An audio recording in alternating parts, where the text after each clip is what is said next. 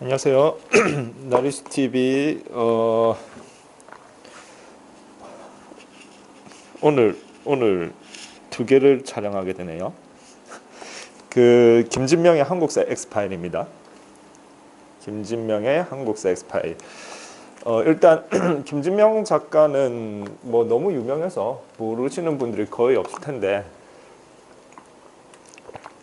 무궁화 꽃이 피었습니다라고 하는 책으로 그때 거의 뭐 굉장히 새로운 스타일의 어떤 음모론?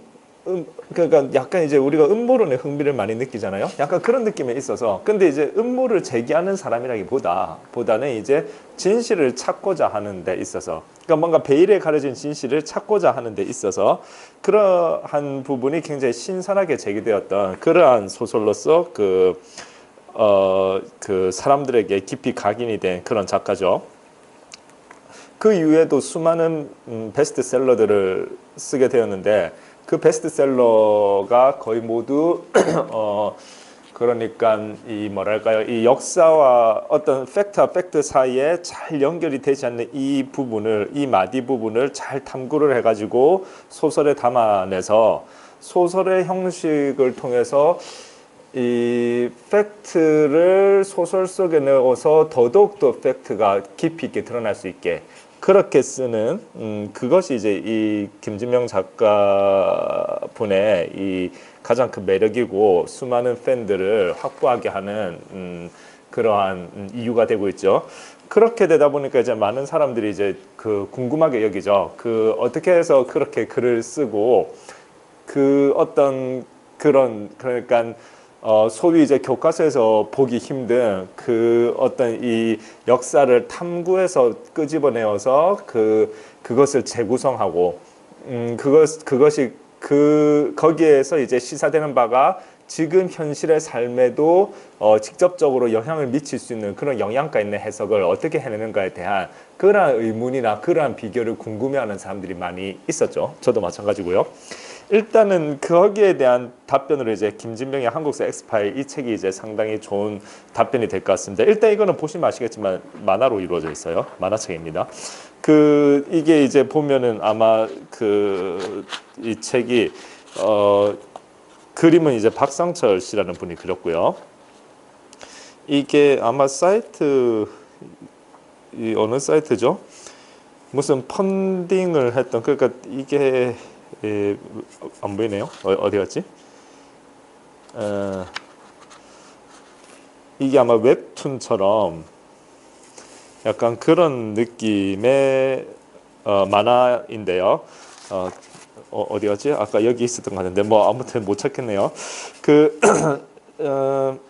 일단은 이제 그 각각 이제 이 본인이 직접 자기가 썼던 그 작품에 있어서 역사적인 반향을 일으켰던 작품들에 있어서 본인이 어떻게 해서 어떤 그 사건에 대한 의문을 갖게 되었고 그 의문을 풀기 위해서 그래서 작품으로 승화시켜내기까지 어떠한 과정을 거쳐서 이렇게 그 의문, 그러니까 숨겨진 역사를 찾아내는 그러한 그 시도와 접근을 어떻게 해냈는지에 대해서 그려져 있는 그러한 작품입니다. 그러니까 예를 들어서 여기에 보면은 이제 한국의 하는 어디서 왔나, 뭐 임나일본부 조작의 역사를 파헤친다, 뭐 이런 여러 가지 챕터들이 있는데요. 그 챕터들이 각각 이러이러한 과정을 통해서 내가 이 책이 나오게 되었다라고 하는 그러한 내용이 적혀 있는 책이죠. 그러한 내용이 적혀 있는 책이고, 이 제목이 이제 X파일이라고 되어 있는데 진짜 X파일이죠. 굉장히 재밌습니다. 마치 이 책은 마치 이제 그 코난 도일의 셜록 홈즈 책을 읽는 듯한 굉장히 논리적이면서 추리를 해나가는, 의문을 품고 그 진실을 찾기 위해서 추리를 해나가는 듯한 그런 느낌을 주고 있고요. 사실은 이것이 하나하나가 우리 대한민국의 역사와 이어진다라는 관점에서 보았을 때는 셜록 홈즈 책보다 훨씬 더 그 흡입력이 뛰어나죠. 일단 첫 번째는 대한민국 국호 한해 비밀이라는 책인데, 이것은 이제 김진명 작가분이 왜 우리나라 이름이 대한민국일까에 대한 의문을 가지고 이제 그 진실을 파헤친 내용이 적혀 있는 부분입니다. 대한민국은 뭐 삼한, 그래서 이제 마한, 변한, 진한 이러한 나라들의 한을 잇는다라고 그동안 알려졌고 저도 그렇게 배웠던 것 같은데요. 근데 거기에 대한 의문이 생기는 거죠. 보통 새로운 나라가 생기면 예를 들어서 고려 같은 경우는 고구려라고 하는 큰 나라를 이어받고 조선도 고조선이라고 하는 큰 나라를 이어받는 그러한 형태로서 나라의 이름이 정해지게 되는데 왜 갑자기 한국, 다시 말해서 여기에서의 한은 갑자기 그 조그만 마한, 변한, 진한과 같은, 그래서 사실 강력한 왕권을 강력한 국가를 구축하지도 못한 나라의 이름을 왜 갑자기 이어받았는가? 이것이 모순이 발생하는 것 같다. 그렇다라고 할 것 같으면은 우리가 대한민국이라고 할 때 한은 우리가 알고 있는 한이 아니라 또 다른 한이 아닐까에 대한 의문에서 이제 이 김진명 작가분이 이제 그것을 파헤쳐가는 그러한 내용들이 이제 첫 번째 챕터에 담겨 있죠. 그 다음에 두 번째 챕터는 이제 광개토 태왕비의 사라진 세 글자, 임나 일본부 조작의 역사를 파헤친다. 그러니까 한때 이제 굉장히 강타되었던 이제 임나 일본부설인데 광개토 대왕릉비에는 이제 세월이 오래 흐름으로써 빈칸, 그러니까 이제 오래 흐르다 보니까 이제 광개토 대왕릉비에 많은 글자들이 새겨져 있지만은 사라진 글자가 몇 개가 있지요. 그 사라진 지워져 있는 글자 세 글자가 있는데 그 앞에 두 글자를 일본이 이제 임나라는 말을 넣음으로써 사실은 이제 우리가 고구려 백제 신라의 어떤 삼국간의 각축전에 사실은 임나라는 나라가 개입돼 있었고 그 임나는 일본의 지배하에 있었기 때문에 이 일본 다시 말해서 우리 한반도 역사에는 당연히 과거에 일본 땅이었던 지역이 있다라고 함으로써 이제 우리 뭐랄까요, 역사적인 어떤 왜곡을 가했던 그러한 부분이 이제 임나 일본 부설이 되는데 그거를 이제 깨기 위해서 이제 여러 가지 이제 논리들을 또 이렇게 펼쳐야 되겠지만은 어쨌든 당시에 우리나라 학자들이 이제 쉽게, 왜냐면 이제 광개토 대왕릉비가 워낙 오래된 거고 그렇게 해서 아무튼 쉽게 논리를 펼치기가 어려웠었는데 거기에 여기 있는 이진희 씨라고 하는 제1사학자 제1사학자 이진희 씨가 석회도말론이라는 것을 제시를 합니다. 즉 다시 말해서 광개토 대왕릉비에 있는 글자들은 일본인들에 의해서 석회를 발라서 글자가 왜곡되었기 때문에 믿을 수 없다라는 그러한 주장이 펼쳐지고 여기에 있어서 이제 우리나라 학자들이 굉장히 이제 환호를 하면서 석회도말론, 일본의 석회조자 이러면서 이제 굉장히 이 논문도 많이 쓰고 그렇게 이제 나왔다라고 논문도 많이 쓰고 굉장히 우리로서는 이제 달리 대응하지 못하는 상황에서 어떤 약간의 구원의 동아줄 같은 그러한 역할이 되었던 거죠. 그러나 사실 김진명 씨가 볼 때는 석회도말론도 별로 신빙성이 없었다라고 판단을 해요. 왜냐하면 석회라고 하는 것은 이제 물이 닿거나 했을 때 굉장히 쉽게 녹아내리는데 그 오래된 광개토 태양릉비에 석회가 여전히 굳게 이렇게 녹지 않고 조작된 이 조작되었다라면 석회가 발라졌다는 얘기인데 그것이 여전히 남아있다라고 보기가 어렵기 때문에 그렇기 때문에 역시 석회도말론도 물에 쉽게 녹는다는 성질을 생각했을 경우에는 진실이 되기 어렵다라고 판단을 했다는 거죠. 그래서 이제 이 김진명 씨가 수많은 어떤 이 원전을 찾게 되고 거기에서 역시 임나 일본 부설을 깨는 어떠한 핵심이 되는 단서를 찾게 됩니다. 그렇게 해서 이제 그러한 과정들 그래서 그 단서를 가지고 일본에 있는 도쿄 대학을 찾아가서 광개토 대왕릉비를 연구하는 일본 학자하고의 대면, 그래서 그 증거와 팩트를 내놓으면서 일본의 역사 권위자를 굴복시키는 듯한 그러한 이 장면이 또 나오게 되죠.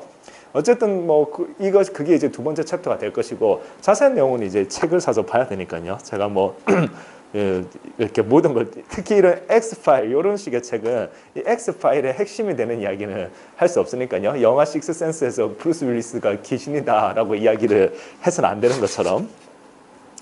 자, 그 다음에 세 번째 챕터도 굉장히 흥미로운데 경복궁에서는 무슨 일이 있었나? 명성황후 최후의 순간.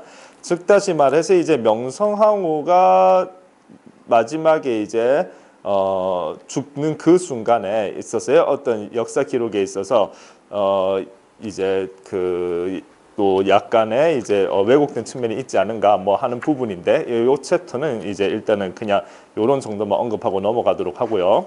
그 다음에 이제 대통령의 죽음, 배우는 누구인가, 박정희 죽음의 진실 이렇게 되어 있습니다. 일단 대한민국 역사에 있어서 박정희 대통령이라고 하는 그 인물은 굉장히 거의 뭐 굵직하게 크게 자리를 차지하고 있죠. 어쨌든 11.6 때 이제 김재규의 총탄을 맞아 이제 박정희라는 인물, 박정희 전 대통령이 이제 서거를 하게 되는데 여기에 있어서 이제 그 중앙정보부장이 어떤 김재규의 행보에 있어서 이제 풀리지 않는 의문이 있다라는 것이 이제 수많은 사람들로 하여금 그 여러 가지 의혹을 갖게 한 것이죠. 즉 다시 말해서 일단 첫 번째 대통령을 시해하고자 하는 것이 과연 계획적이었는가라는 부분.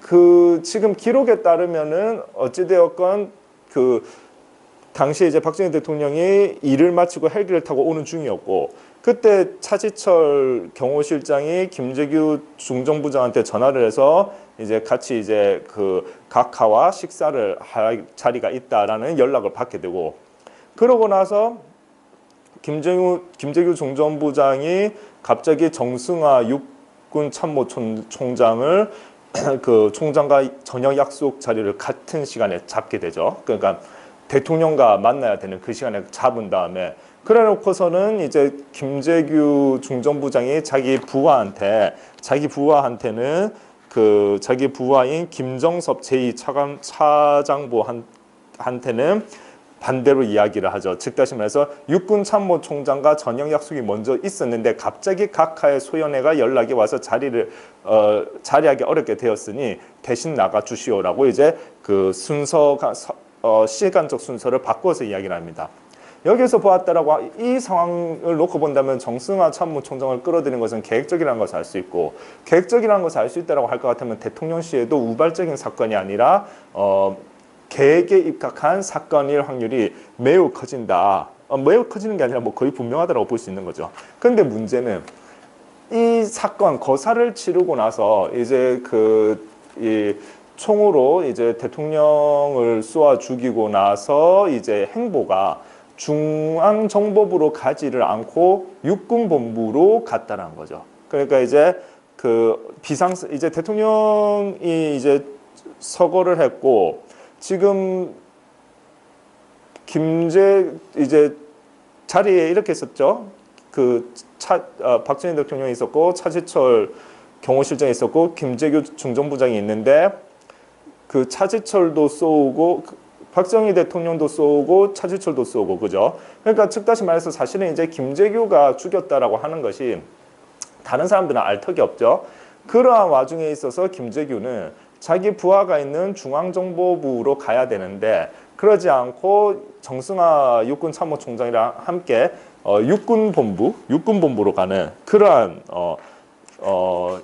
이해할 수 없는 그러한 행보를 보여주게 되죠. 더더군다나 이 책에 이제 나중에 알려진 거겠죠. 책에 나온 바에 따르면 그 김재규 씨의 오른팔이라고 할 수 있는 김학호 중앙정보부 감찰실장이 김재규 씨와 함께 그 쿠데타 도상 연습, 즉 다시 말해서 쿠데타를 일으켰을 경우에 어떻게 해서 이 상황을 타개해 나가고 권력을 이렇게 쥐어 나가는지, 그러니까 나라 이 비상사태를 어떻게 해결할 것인지에 대한 연습이 여러 번 이루어졌다라고 해요. 즉 다시 말해서 대통령을 서거를 시키고 그러고 나서 중앙정보부에 와서 이 김학호라는 사람하고 그동안 연습했던 프로그램대로 자기 부하들을 이용해서 했다라고 할 것 같으면은 김재규는 이 뭐랄까요, 치밀한 준비를 통해서 이 모든 이 소위 이제 큰 사건이죠, 거사죠, 본인으로서는 이러한 거사의 완료를 마무리를 깔끔하게 할 수 있었는데, 그런데 이상하게 아까도 이야기했듯이 육군본부로 감으로써 이 김학호라는 사람도 갑자기 이제 어리둥절하게 되는 그런 형태가 된 거죠. 분명히 거기에 있어서는 뒤에 뭔가 이야기가 있었을 것이다 라고 이야기를 이제 김진명 작가는 판단을 하게 되는 거죠. 그래서 그 부분에 있어서 왜 그런 의문스러운 행동을 했는지, 무엇 때문에 그렇게 되었는지에 대해서 이제 파헤친 그러한 이야기가 이제 이 챕터가 되겠습니다. 그 다음에 이제 파일 5, 그러니까 챕터 5인데요. 제목이 김정은은 과연 1인자일까? 북한을 지배하는 진짜 권력이라는 제목입니다. 이제 이거는 이제 북한 관련 얘기가 될 텐데, 어쨌든 김정일 사망 이후 김정은이 북한의 가장 이제 최고 지도자가 되어 있죠. 그런데 이제 포인트는 당시에 이제 그 김정은의 고모부죠, 장성택. 그러니까 장성택이라는 인물은 김정일이 본인의 사후에 이제 김정은을 잘 옆에서 보위할 수 있게 하기 위해서 김정은 다음가는 가장 권력을 의도적으로 끌어올린 다음에, 그렇게 해서 이제 가장 김정은을 후견할 수 있는 그러한 역할을 이제 맡겨놓고, 그리고 이제 김정일은 이제 죽게 되고, 그렇게 이제 그 체제를 만들었는데, 갑자기 이제 장성택이 김정은에 의해서 이제 처형을 당하게 되는 그러한 상황이 벌어진 거죠. 즉 다시 말해서 그러니까 쉽게 얘기해서 논리적으로 안 맞다는 거죠. 아버지가 이제 자기 아들한테 권력을 넘겨주면서 그 아들의 권력을 탄탄하게 해주기 위해서 장성택이라는 인물을 같이 이제 후견인으로 붙여줬는데, 그 후견인을 김정은이 이제 오히려 이제 이 총살을 하게 되는, 그래서 이제 화염방사기로 이제 남은 자네까지도 다 태워버리는 그러한 잔혹한 방법으로 죽게 만들었는데요. 이제 그 부분에 있어서 이제 논리적으로 맞지 않다라는 부분. 그래서 이제 이런저런 의문을 가지고서 북한 사회라고 하는 차단된 사회 속에서의 권력의 흐름이라는 것을 그 누구도 선명하고 정확하게 볼 수는 없지만, 이후에 단편 어찌되었건 국제사회에 알려졌던 그러한 흐름으로 보았을 때, 지금 김정은의 입장이라고 하는 것이 어떠한 처지, 어떠한 상황에 놓여 있는가에 대한 부분을 김진명 작가 나름대로의 추리와 추론을 통해서 이제 해석을 해낸 그러한 챕터가 되겠습니다. 이것도 굉장히 역시 흥미롭고요. 그 다음에 이제 그 다음 챕터는 태조 이성계는 어떻게 죽었을까? 함흥차사의 숨은 사연이라고 되어 있는데요. 함흥차사는 아시다시피 이제 태조 이성계가, 그러니까 태종 이방원이 왕자의 난을 두 번이나 이제 두 번의 왕자의 난을 통해서 자기가 권력을 잡게 되는데, 태종 이방원이 그러다 보니까 수많은 형제들을 죽이게 되죠. 그러한 모습이 너무 한스럽고 싫어서 태조 이성계는 함흥으로 갔고, 그러한 아버지를 태종 이방원이 모셔오기 위해서 이 차사들을 보냈는데, 신분훈군을 보냈는데, 태조 이성계가 오는 족족 아들에 대한 항의로서 그 차사들을 신분훈군들을 활로 쏘아 죽였다라는 것이 함흥차사의 이야기죠. 사자성어인데, 포인트는 이제 김진명 씨가 바라볼 때 이 부분도 굉장히 뭔가 어색하다라고 생각을 했던 거죠. 일단은 그러한 이유가 왕이 자기의 아버지를 다시 함흥에서 다시 이제 이렇게 모셔오게 하기 위해서는 아무나 보내지 않는다. 그러니까 소위 이제 당시에 아랫사람이라고 하는 그런 말단직을 보낸 것이 아니라, 분명히 그러한 이야기를 전할 만한 가중치 있는, 소위 이야기에서 이제 일정 벼슬 이상의 그래도 격이 맞는 그러한 사람을 차사로 보냈을 게 뻔한데, 그러한 사람들을 활로 쉽사리 쏘아 죽이기도 쉽지 않겠지만은, 문제는 그런 예를 들어서 아버지의 그러니까 뭐라고 할까요? 여자친구랑 이렇게 남자랑 여자랑 서로 이제 사랑하는 사이인데 여자친구가 이제 토라졌다. 그러면 그 여자친구의 마음을 되돌리기 위해서는 남자는 뭐를 하죠? 뭐 여러 가지 방법이 있겠지만 아무튼 그 여자친구가 좋아하는 것을 통해서 마음을 돌리려 하잖아요. 그거가 마찬가지로 진짜 아버지의 이 돌아선 마음을 다시 되돌리게 하기 위해서는 아버지와 뜻이 잘 맞았던 혹은 아버지의 어떤 막 추억을 떠오르게 하는 어쨌든 아버지의 마음을 녹일 수 있는 그러한 사람을 차사로 보냈을 텐데 그러한 사람을 이성계가 죽였을 리도 거의 없을 뿐더러 그렇게 함흥에서 이제 외롭게 있는데 사람들이 찾아오면 오히려 이성계는 말동무라도 하고 싶어 하는 것이 인간의 기본 심리라는 부분들 그러한 부분에서 있었을 때 이성계가 그런 차사들을 죽였을 리가 없다라고 판단을 하게 되는 거죠. 그리고 또 아까도 이야기했듯이 만약에 진짜 죽였다라고 한다면은 결국 지금 그 아까도 이야기했듯이 이성계를 부르기 위해서 차사로 가는 사람들은 이 나라에 가중치 있는 인물들일 수밖에 없기 때문에 그러면 그러한 인물들의 죽음이 역사에 기록되어져 있어야 되는데 그런 기록들이 없는 것으로 보았을 때 사실은 이 차사라고 하는 것이 함흥 차사라고 하는 것이 그 우리가 알고 있는 것과는 실상이 전혀 다른 형태로 쓰여진 그러한 의미의 사자성어이다. 그러한 의미의 표현이다라고 이제 의문을 갖고 이제 그것을 파고든 게 되는 거죠. 즉 다시 말해서 여기에서의 이제 김진명 씨만의 독특한 이제 날카로움으로 또 이 부분의 진실을 파헤치고자 하는 부분들이 있습니다.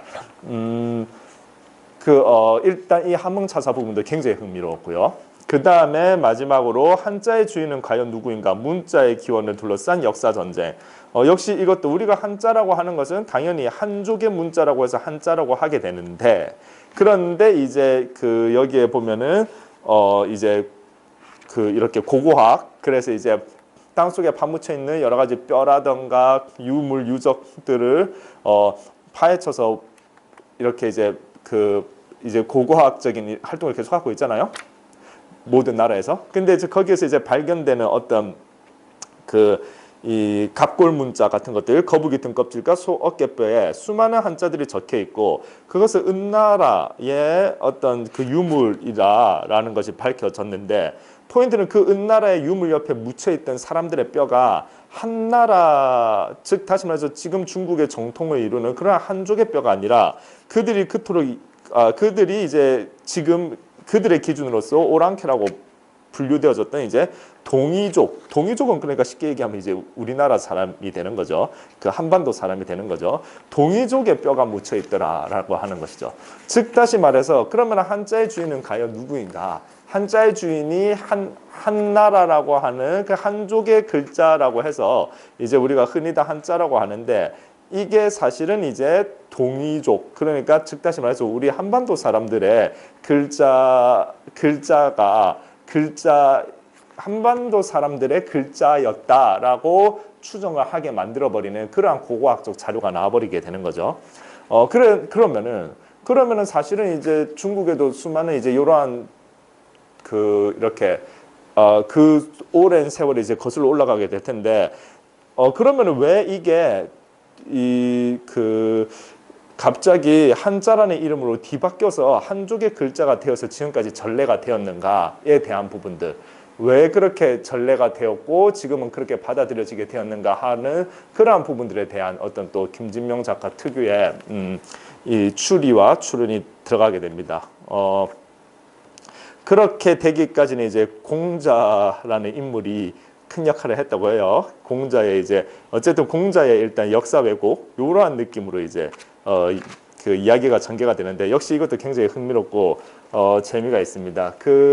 어쨌든 여기 있는 김진명의 한국사 X파일은 특히나 이제 만화로 되어 있기 때문에 굉장히 가볍게 짧은 시간 안에 머리를 이렇게 식히면서 편안하게 볼 수 있는 그러한 책입니다. 그러니까 시간이 오래 걸리거나 혹은 뭐 복잡하거나 그러한 책이 전혀 아니라 그 만화로 술술 익히기 때문에 약간 이제 그 편한 휴일 날에 리프레시 할 수 있는 그러한 책으로서 굉장히 괜찮은 책인 것 같습니다. 감사합니다.